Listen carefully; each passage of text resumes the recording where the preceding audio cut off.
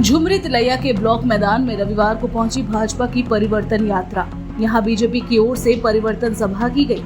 सभा में यूपी के उप मुख्यमंत्री केशव प्रसाद मौर्य पहुंचे और झारखंड में सत्ता परिवर्तन का आह्वान करते हुए हेमंत सरकार पर जमकर निशाना साधा। कार्यक्रम में केंद्रीय मंत्री और कोडरमा सांसद अन्नपूर्णा देवी, नीरा यादव के साथ भाजपा के कई दिग्गज नेता भी मौजूद रहे। वहीं इस दौरान हजारों की संख्या में भाजपा के नेता और कार्यकर्ता उपस्थित रहे। बीजेपी के कार्यकर्ताओं ने सभी अतिथियों का जोरदार स्वागत किया। इस दौरान मंच पर जमकर गरजे बीजेपी के उप मुख्यमंत्री केशव प्रसाद मौर्य। उन्होंने कहा कि हेमंत सरकार को उखाड़ फेंकने के लिए बीजेपी की परिवर्तन यात्रा शुरू हुई है। उन्होंने कहा कि जालसाजों और ठगों की सरकार है झामुमो, जिसकी वजह से झारखंड में विकास नहीं हो पा रहा। डबल इंजन की सरकार रहेगी तो बिजली, पानी, सड़क से लेकर किसी भी चीज की समस्या से जनता को जूझना नहीं पड़ेगा। मेरे समझ में जो उत्तर प्रदेश की भाषा में आता है कि जमानत वाली सरकार है। सही है, ये सरकार जमानत पर है, जिसकी विदाई की बेला है।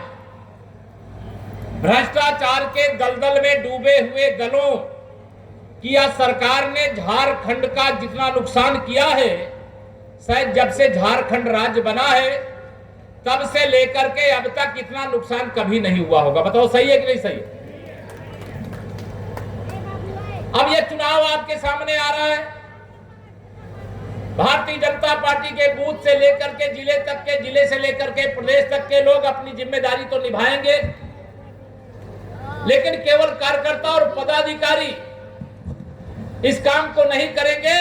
आप सबका आह्वान करना चाहता हूं कि आप भी कार्यकर्ता की तरह, पदाधिकारी की तरह अपने अपने बूथ पर एक सजग पहरेदार के रूप में भारतीय जनता पार्टी का कमल खिलाइए। माननीय प्रधानमंत्री नरेंद्र मोदी जी का जो कमल का चुनाव निशान है उसको खिलाइए।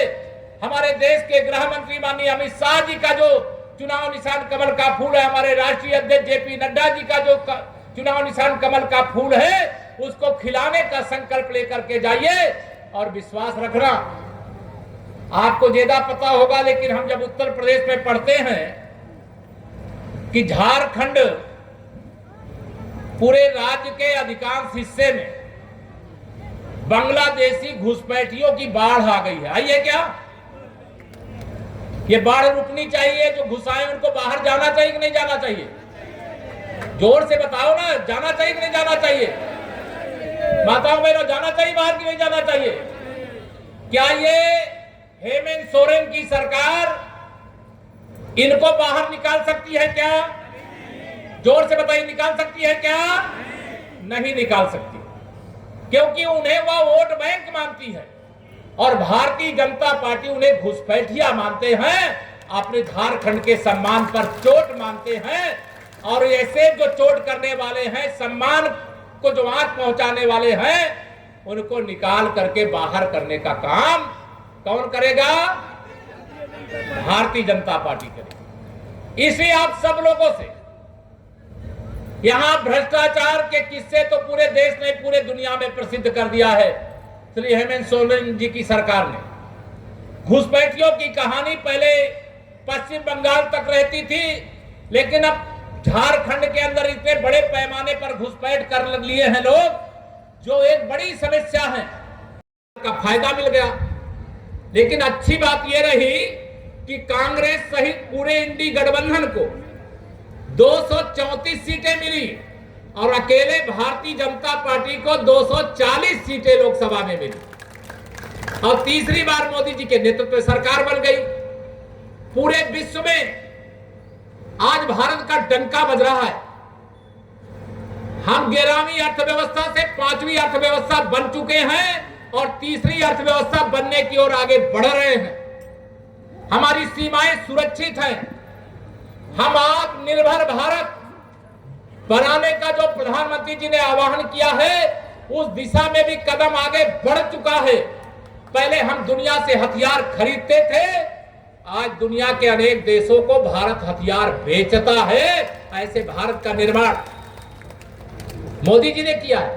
पहले चाइनीज, चीन में बने हुए सामानों से झुमरी तिलैया का बाजार भी शायद मैं समझता हूं पड़ जाता रहा होगा, लेकिन आज भारत के लोग भारत में बना करके जो भारत में खरीदने की ताकत है उनके लिए मार्केट में सामान उपलब्ध कराने का काम कर रहे हैं। इससे भारत की अर्थव्यवस्था को ताकत मिल रही है। यह दुनिया के तमाम सारे देशों को बर्दाश्त नहीं हो रहा है कि आत्मनिर्भर भारत बन गया तो बहुत सारे देश के अंदर जो दुकानें खुली हैं वो बंद हो जाएंगी। इसलिए वो मोदी जी को रोकना चाहते, मोदी जी को कमजोर बनाना चाहते हैं। लेकिन मोदी जी ने भी 56 इंच के सीने वाला शेर है हमारा, झुकने वाला नहीं है। विश्व गुरु भारत बनाने का जो संकल्प है जब तक वो पूरा नहीं हो जाएगा तब तक नाम नहीं विश्राम का। हनुमान जी के बारे में है ना, राम काज कीन्हे बिना मोहि कहां विश्राम।